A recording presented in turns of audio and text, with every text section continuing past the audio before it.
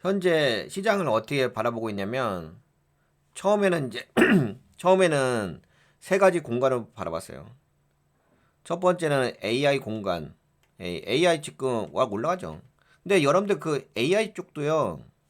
잘 구분하셔야 될 것 같아. 그냥 AI면 다 올라가는 게 아니라 실제적으로 돈을 버는 기업들만 올라가요. 특히 오늘 같은 시장을 보시면 아실 거예요. 구분해 드릴게요. 제 얼굴을 안 내려도 되겠구나. 여기 엔비디아 올라가죠. 엔비디아 1.39 올라가죠. 잘 봐보세요. 지금 대부분 좀 빠져요. 왜냐면 아무래도 유가가 올라가니까 다시 한번 체크해 봅시다. 네, 지금 다우가 마이너스 0.24, 나스닥이 마이너스 0.2, S&P 500이 마이너스 0.07, 너셀도 약간 약세죠. 마이너스, 그러니까 많이 빠지는 건 아닌데 오늘 약간 약세장인데 약간 매우 약간 하락 종목 개수가 약간 많죠. 물론 이제 뭐 그렇게까지 빠지는 거 아니에요? 그러니까 뉴욕 증권거래소는 또 상승 종목 개수가 더 많으니까 뭐 그렇게까지 크게 문제가 되는 건 아닌데 근데 여기서 좀 특이한 건 있어요. 좀 뭐가 특이할까요? 인포메이션 테크놀로지 마이너스 0.49 정도 약간 약세죠. 아니 많이 빠지는 건 아닌데. 근데 이거 이미 소비재 쪽이 마이너스 1% 빠졌으니까 성장주가 약세라고 보는 게 맞겠죠? 이거 봐보세요. 엔비디아가 지금 1.46 올라가죠. 샌디스가 지금 7% 정도 올라가죠. 마이크로 테크놀로지가 6% 상승하죠. 인텔은 저번에 올라갔으니까 그래도 다시 한번 더 추가적으로 상승하죠. 0.1% 정도. 그 다음에 TSMC 상승하죠. 그러니까 여기가 실제적으로 돈 버는 데잖아. 그러니까 여기가 뭐예요? 대빵, 그러니까, GPU. 제가 여러분들에게 이야기했던 3개. GPU, 그 다음에 HBM, 메모리 쪽. 그리고 이게 여기에 그 메모리 중에서도 또 SSD 쪽이 있어요. 그게 SDS 쪽이 그 샌디스크 쪽. 그 다음에 낸드 쪽. 낸드와 SSD의 결합. 뭐 요쪽. 그러니까 서버 저장 장치. 외부 저장 장치. 그 다음에 이게 있고. 그러니까 이게 다 저장 장치 쪽이잖아요. 서버. AI 서버 저장 장치 쪽. 그리고 그다음에 GPU. 그다음에 또 뭐지? CPU. 있죠. 인텔. 지금 요쪽. 그러니까 실제적으로 지금 시장에서 딱 주목받는 상품들. 산업 부분. 네, 산업 섹터예요. 고기만 딱 정확하게 올라가요. 핀셋. 그렇죠. 핀셋으로 해당되는 종목만 정확하게 올라가죠. 이거 볼까요? 제 얼굴을 내릴까? 네, 엔비디아 여기 빠지지. 반도체 쪽 제가 뭐 하는 건지 아는데 대부분 빠지죠. 근데 제가 이야기했던 거 엔비디아, 마르콘 테크놀로지, 엔비디아, 마르콘 테크놀로지, 그다음에 샌디스크, 그다음에 인텔, 퀄컴, 나머지는 빠지죠. 뭔 말인지 아시겠지? 그러니까 이게 항상 돈 버는 기업들만 그러니까 펀더멘트 그래서 중요한 거야. 실제적으로 돈 버는 기업들. 그러니까 메인 대장주 그쪽만 쫙 선방하는 거예요. 지금 시장 자체가 그렇게 움직이고 있다라고 볼 수가 있겠고. 근데 여러분들하고 제가 지금 무슨 이야기 하려고 그랬지? 아 맞다 이거 이야기를 했지. 이게 그래서 AI 공간이 있는데 이 AI 쪽에 대한 수요가 뭐 이렇게 크다고 했잖아요. 그건 맞죠. 그건 맞긴 맞는데 그래도 AI 쪽에서도 대빵주를 대장주 위주로 좀 보시는 게 좋겠다. 그런 이야기를 좀 드릴 수가 있겠고 그 다음에 이제 지정학적 공간은 이거는 저거죠. 이란 미국 전쟁이죠. 이 부분은 유가가 연결돼 있죠. 이 부분은 아직까지 협상 중이라서 뭐 협상이 좀 예, 뭐 하긴 하겠죠. 예. 근데 이제 하긴 할 것 같긴 한데 그 뭐가 있냐면은 지금 유가가 올라가오잖아. 그 유가가 올라가면 이게 또 여기에 영향을 주죠. 인플레이션에 영향을 주죠. 인플레이션에 영향을 주게 되면 이제 성장 쪽에 영향을 줄 수가 있긴 하겠죠. 근데 이게 이제 이전에 AI 공간 그러니까 이렇게 된 거야. AI 공간 그다음에 지정학 그 다음에 인플레이션 이렇게 봤었는데 지금은 좀 제가 하나 더 넣었어. 어떻게 했냐? AI가 있지. 그 다음에 실적 시즌이지. 지금 요새 실적 시즌 해가지고 실적 긍정도 나오죠. 그것 때문에 이제 나스닥이 좀 올라갔었지. 근데 실적은 다 긍정도 나와요. 그 실적에 대해서 뭐 뭐라고 떠들어댈 건 없어. 그리고 저거 일정 뭐 수요일 날이죠. 네, 또 이게 수요일 날 네, 마이크로소프트하고 알파벳, 메타, 퀄컴, 그다음에 목요일 날 애플, 네, 이런 이제 빅테크 기업들의 실적이 있기 때문에 그 실적에 대한 좀 기대감도 있습니다. 그래서 뭐 크게 문제될 것 같진 않아. 예.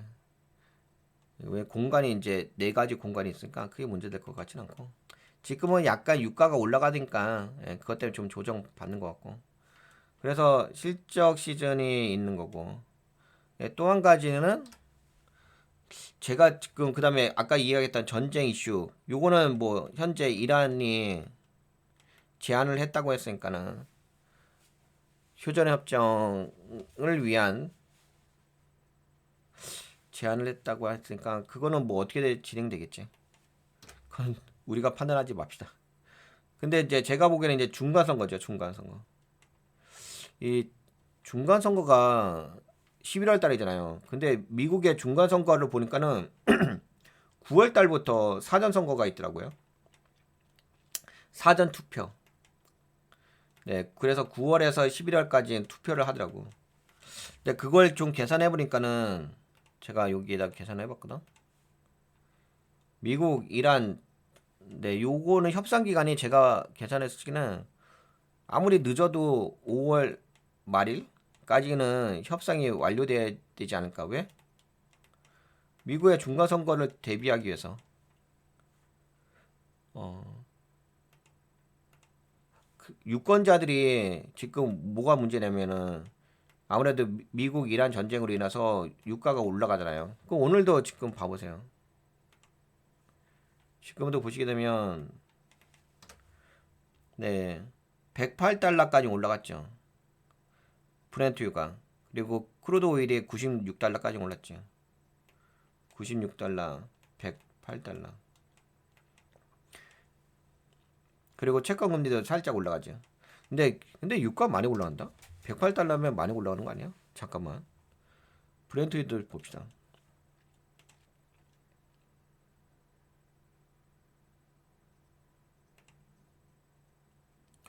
브렌트유 야 2.43% 올라가? 잘하면 정부가 돌파하겠는데요? 지금 움직이는 게 최근에 83달러까지 빠졌다가 전고가가 104달러잖아. 그리고 지금은 101달러? 여기에서 좀 움직이고 있고. 야, 그래 박스권이야.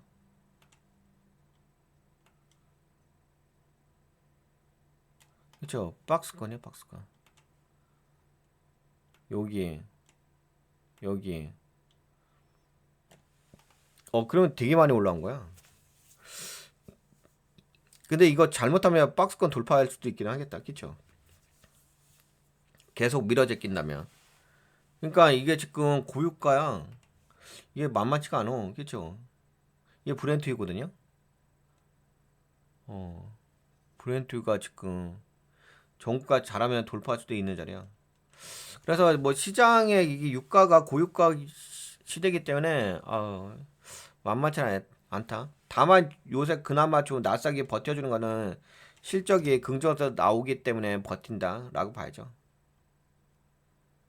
지금 이렇게 되는 것 같아.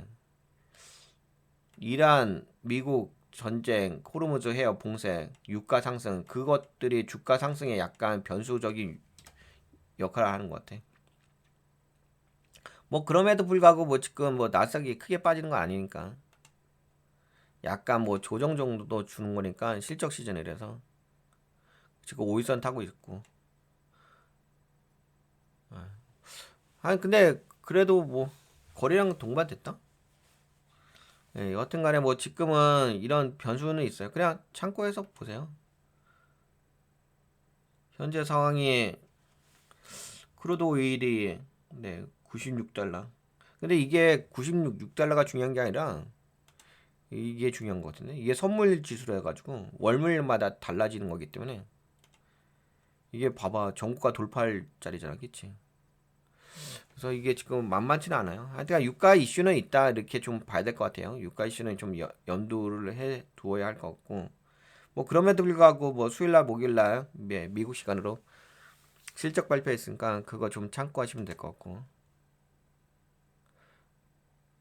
그래서 뭐 미국과 이란 그 협상은 뭐 당장은 네, 될 것 같지는 않은데 그래도 협상은 되긴 하겠죠. 근데 지금은 아닐 것 같고 이게 좀 더 이어지지 않을까? 그렇게 생각되죠. 5월 달로 좀 넘어가지 않을까? 그래도 어느 정도 한 5월 중순 정도 되면 협상에 대한 윤곽이 나오지 않을까 싶긴 한데 근데 지금 당장은 아니잖아요. 그러면 아직까지도 뭐 미국과 이란의 협상은 여러 가지 좀 걸림돌이 있다 이렇게 보시는 게 맞지 않을까 싶습니다. 그러면 그렇게 보는 게 맞을 것 같고 그리고 지금 투자 전략은 뭐 지금 말씀드린 것처럼 결국에는 그 실적 시즌이라 가지고 네, 실적 시즌이라서 AI에 그 관련된 대장주 쪽 요새 계속 이야기 드렸던 게 아까 말씀드린 것처럼 네, GPU 근데 오늘 저것도 올라가더라던데 뭐도 올라가지? 빅테크 기업 중에서 알파벳도 TPO 내놨죠. 예. 그러니까 프로세스 유닛 쪽 관련된 종목들 그 다음에 메모리 HBM 쪽 하여튼 대장주 쪽을 보는 게 지금으로서는 맞는 것 같아요. 그리고 인텔 쪽 뭐 이렇게 좀 시장에서 주목받는 종목들을 네, 보시는 것이 좋을 것 같다. 지금은 이제 잔파동의 변동성이 있으니까 그나마 뭐 잔파동 변동성에 선방해주는 종목들을 주목하시는 게 좋을 것 같다. 네, 이렇게 판단되어집니다. 그리고 아직까지는 뭐 미국과 이란 간의 협상은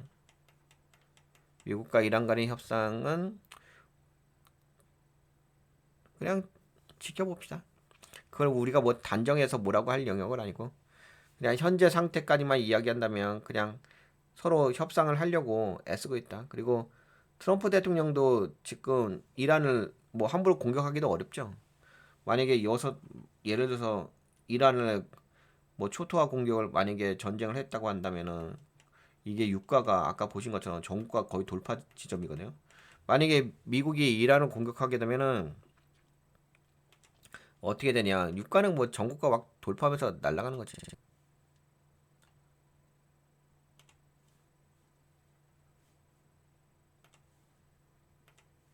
예, 그렇죠. 근데 지금은 여기만 하고 있지. 여기 호르무즈 해협에 대한 여기 요 자리에서 예, 봉쇄만 하고 있지. 여기만 봉쇄하고 있는 거예요. 예. 그러다 보니까 이제 이란도 약간 수출을 못 하고 있으니까 그것 때문에 좀 애태우면서 아 이거 호르무즈 해협 개방할 테니까 협상하자. 또 미국에게 또 제시를 한 거고. 예, 그래서 뭐 근데 문제는 미국이 이란을 네 다시 폭탄을 쏘아붙지는 못한다는 거지. 뭐 전투기 갖다가 막 폭격한다든지. 만약에 그렇게 한다면 어떻게 돼요? 그럼 유가가 지금 108달러잖아. 정가 돌파하기 직전이에요. 그러면 문제가 뭐냐면은 저거야. 이것만 올라가는 게 아니라 이것도 올라가잖아요. 오일도 올라가지. 그럼 뭐도 올라갔냐면 미국의 그 휘발유, 가스. 그러니까 미국에서는 표현을 자동차에다가 넣는 거잖아요. 빵빵, 빵빵 이렇게 자동차에다 넣는 오일을 뭐라고 표현하냐면 한국하고 약간 좀 낯선 용어인데 가스라고 표현한다. 가스라고 표현하기도 하고 휘발유 아니 기본적으로 뭐라고 표현하지? 가솔린, 가솔린이라고 얘기한다. 가솔린이라고 이야기하고 그 다음에 가스라고 이야기하고 휘발유. 근데 이게 다 같은 용어더라고. 같은 의미야? 하여튼간 자동차에다가 가스, 휘발유, 가솔린 이걸 근데 이게 지금 4% 4달러, 4달러가 돌파를 했잖아. 어떤 주는 뭐 8달러. 하여튼 고유가로 인해서 미국 국민들에게 미치는 영향이 있다. 그렇기 때문에 미국의 중간 선거를 대비를 하려고 한다면 유가가 계속적으로 올라가는 것은 결코 미국의 어떤 정책과도 그렇게 맞지 않다. 중간 선거 대비하기 위해서는. 근데 그런 관점으로 본다고 한다면 뭐 현재 상태를 계속 유지하면서 그냥 이란의 그 호르무즈 해협을 미군 군함이 그렇죠. 여기 봉쇄하면서 계속 이렇게 지지부진하게 가지 않을까. 근데 지지부진하게 가도 5월 중순? 5월 중순 정도면 어느 정도 타협점을 찾으려고 하지 않을까. 지금 트럼프 대통령이 이란에서 미국에게 오늘 제안을 했잖아. 휴전 협정안에 대해서 했는데 크게 미국에서 반응을 안 하잖아. 미국은 뭐 이란의 핵 그거에 대해서 제안을 하라. 근데 그거에 대해서는 이제 이란 측에서는 전혀 제안을 안 하는 거고 그냥 호르무즈 해협만 이야기한 거죠. 근데 이거는 지금 트럼프 대통령 입장에서는 뭐가 있냐면 저기에 있는 거야. 시간적 여유가 있다고 보는 거야. 시간의 데드라인이 끝나지 않았다고 보는 거야. 시간의 데드라인이 만약 끝난다고 한다면 트럼프 대통령은 본인이 알아서 그러면 여기서 마무리합시다 할 거예요. 근데 제가 보기에는 트럼프 대통령의 시간의 데드라인은 5월 최소 못해도 5월 15일까지 여유가 있다고 보고 있거든요. 근데 왜 5월 15일까지 여유가 있냐? 그 미국의 중간 선거 준비하는 게 6월 달부터 준비하거든요. 그리고 9월부터 사전 선거를 하고 그리고 9월부터 사전 선거 해가지고 11월까지 하거든요. 그럼 6월 정도까지는 시간이 있어요. 그러면 5월 중순까지는 그러니까 5월 중순까지는 시간이 그래도 여유가 있거든요. 충분하게. 그래서 지금 미국도 그렇게 조바심을 내는 건 아니에요. 근데 시간이 흐르면 흐를수록 미국도 만만치 않을 거예요. 그리고 지금 아까 말씀드린 것처럼 이거 우습게 보시면 안 될 것 같아. 이게 브렌트유가 정가를 지금 돌파하기 직전이거든요. 그냥 호르무즈 해역 봉쇄한 상태에서만으로도. 그래서 뭐 미국도 만만치는 않겠다 이런 생각도 있습니다. 그러면 여기까지 이야기하면 되겠죠. 지금 뭐 근데 이거 그리고 이것도 올라가잖아. 맞다. 저거 있다. 화요일인가요? 내일인가? 내일 저거 있잖아요. 한국 시간으로는 내일 모레 새벽이겠지만 그 연준의 금리 결정 있잖아요. 연준의 금리 결정은 동결일 가능성이 큰데 근데 동결이 문제가 아니라 파월 연준 의장의 발언이 중요하겠지. 근데 여기 지금 보시다시피 채권 금리가 살짝 반등해. 그래서 뭐 또 파월 연준 의장이 약간은 매파적 발언을 하게 되면 뿅 더 올라갈 수가 있긴 하겠지. 그렇게 되면 여기서 살짝 조정도 나올 수도 있긴 하겠죠. 그래서 이런 변수들 있잖아요. 이런 변수들. 그러니까 이게 최근에 좀 많이 올라왔어. 많이 올라왔기 때문에 약간 변수도 있고. 근데 또 이게 그것도 있잖아. 또 수요일날 실적 발표가 있어가지고. 근데 미국의 실적 발표는 긍정적으로 나올 가능성이 높아서 너무 뭐 심각한 건 아닐 수도 있을 것 같아요. 약간 여기가 이제 반등해서 올라오게 되면 여기가 지금 살짝 조정하는데 살짝 좀 빠질 수도 있는 거고. 그냥 떨어졌다가 뭐 다시 여기서 지지하고서 또 다시 올라갈 수도 있는 거고. 뭐 그렇게 좀 보면 되지 않을까 싶어요. 근데 그 대신 뭐 이거는 계속적으로 모니터링 해요. 이거 브렌트유는 계속적으로 모니터링 할 필요가 있을 것 같아요. 그리고 채권 금리도 뭐 여러분들 자금 운영하는 데 있어서 이런 걸 좀 볼 필요가 있다는 거지. 너무 또 넉놓고 있다가 또 갑작스럽게 심리적 부담감을 가질 수도 있으니까 약간 미래에 다가올 일들에 대해서 어느 정도 마음의 준비를 해놓고 있으면 그런 돌발적인 상황이 발생했을 적에 뭐 그렇게까지 마음의 충격을 받는 건 아니잖아요. 네, 그렇습니다. 그러면 여기까지 이야기할까요? 여기까지 그 시장 상황에 대해서.